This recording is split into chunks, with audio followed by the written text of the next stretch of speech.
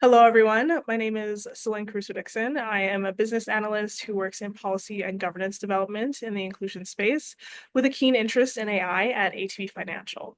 And I'd like to welcome you to a conversation on inclusion and AI.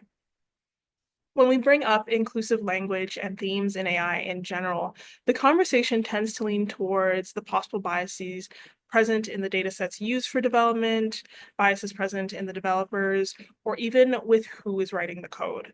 And while those aspects of the conversation are necessary in understanding the implications of not having inclusivity or worse ethics, in the background, I intend to focus a bit more on how AI impacts us as unique, diverse individuals, as the end users, and as inclusion practitioners.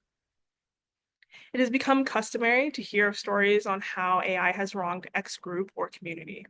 We heard it with artists whose work was stolen for data sets and image generation, with facial recognition software that couldn't distinguish between two different individuals of Asian descent, and with hiring systems that actively discriminated against women.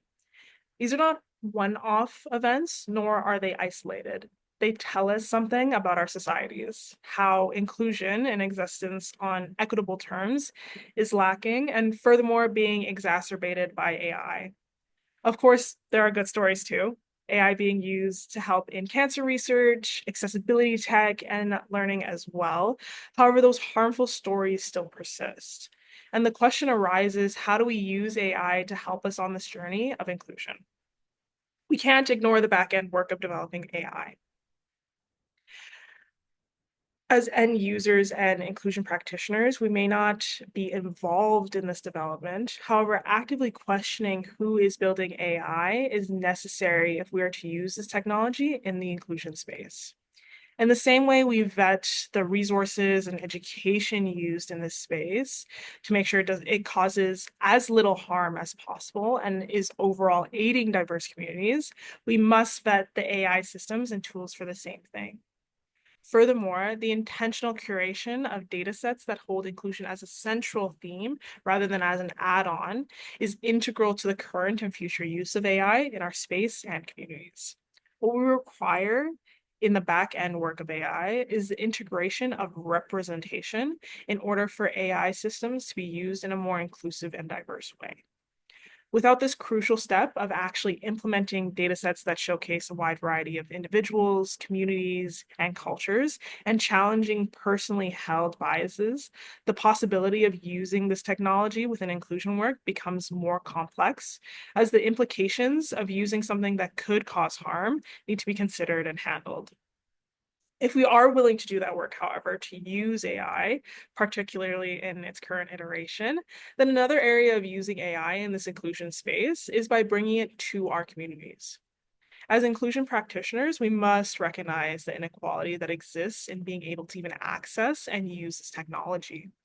How do we make AI, but also tech as a whole, accessible to the broader communities that exist? This partially links back to who is building AI. By bringing AI to our communities in an accessible manner, we open a door for them to become the coders, the engineers, the developers. It broadens who's working on the back end, making AI a more inclusive space from the start. On the other hand, the possibility of using AI as a tool to help in things like language or culture capturing and revitalization is also something to consider. Take what is happening in Tuvalu as an example. The unfortunate reality of climate change has impacted the island nation of Tuvalu such that it is at risk of being completely wiped off the map. In response to this, they have begun the process of becoming the first nation to create a digital twin of itself. The capturing of the culture, the language, and the people themselves will be used to develop a history of the island nation in an act of radical preservation that has come from the tragedy of losing their home to ever rising sea levels. The loss of language and culture is something that inclusion work comes in contact with regularly. In this way, we can preserve the history of our peoples and communities, not as a response to tragedy, but as a way of bringing them to the world. There is a duality that exists here. By bringing AI and more broadly tech to our communities, we are opening up the opportunity for them to get involved in a niche area, while at the same time preserving our cultures. And we can start at any time. We know, for example, that there is a lack of connectivity in Indigenous communities across Canada, a crucial part in being able to connect to these AI systems, which means the possibility exists for organizations, corporations, or even individuals to work alongside Indigenous peoples to implement connectivity in community. The crucial step for bringing AI into community is that it requires partnership at the base of the interaction. We have to build relationships alongside building the confidence to use AI in community. This also brings up a much larger question for us to consider, which is who is AI for? Not in the sense of what is the use case of particular AI tech, but more so who, as end users, can use this technology as a benefit to their lives rather than an impediment.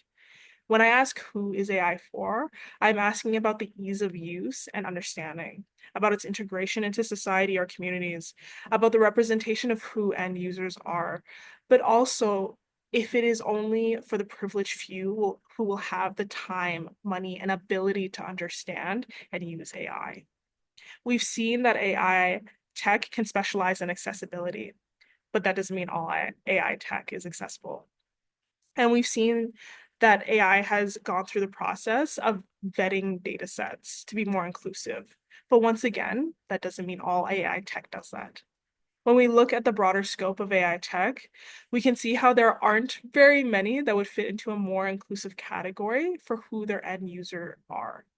However, that doesn't mean that we can't use AI tech, just that it becomes much more difficult to. This is something that we need to consider when we work with AI, especially when we bring it into communities because of the harm and discomfort that it can bring alongside it.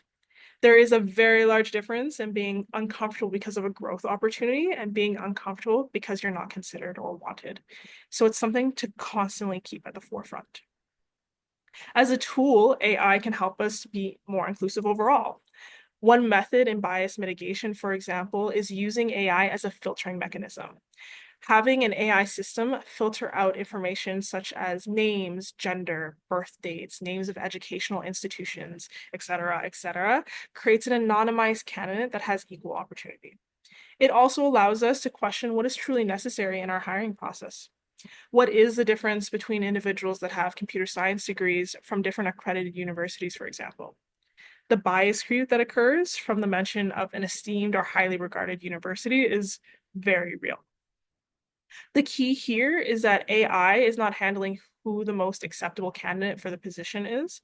Rather, it handles smaller pieces of information removal, with the larger decision remaining in the hands of the individuals. The way to use AI in inclusion work is not by having a human in the loop, but rather by having an AI in the loop. This is because inclusion work is critically human. It requires us to be fully present and consider ourselves, our peers, and the society at large. So by switching to having AI in the loop, we remove the responsibility that is placed into AI's hands and return it to the individuals. It's important to consider who holds responsibility if a mistake arises in these situations, because if AI is the one responsible for making impactful decisions in this space, it allows us to make excuses for the mistake that occurs. We can say, oh, it was the software or the coding, or it just wasn't built correctly for this task. We can try again with something else. In doing this, we remove the responsibility from ourselves and essentially place it in the hands of the AI, which effectively is a system that is built from the data on our society and therefore is showing us the biases that already exist in it in a much more apparent way. As practitioners of inclusion, we must hold the responsibility of our work in our own hands and only allow AI to be a useful tool. Going back to that idea of having an AI in the loop rather than a human in the loop. It can be used to help advance our work, but it's how we use it, the role we give it, that will ultimately dictate the end results. Through all of this, however, it's important to note that this is an ever-changing conversation, much like the inclusion field. So we must hold space for these conversations and the many possibilities that could arise from them. An example I often enjoy considering is the use of AGI in this space. A sentient AI that is able to make its own decisions would change the way that we interact with it. From an ethical standpoint, it may no longer be considered a tool, but another being, an actualized agent. that in and of itself brings in the question of rights and ethical existence for an AI, a specialization that may one day exist in our field alongside those who specialize in accessibility, cultural representation, and gender equality.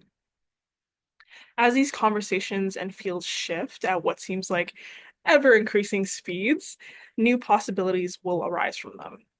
It gives rise to concerns, as we've discussed, which will need to be handled transparently by both fields, but it also gives rise to a never-ending list of possibilities. And I believe that together we can develop a hyper-technological future that is as inclusive and as equitable as we dream it to be.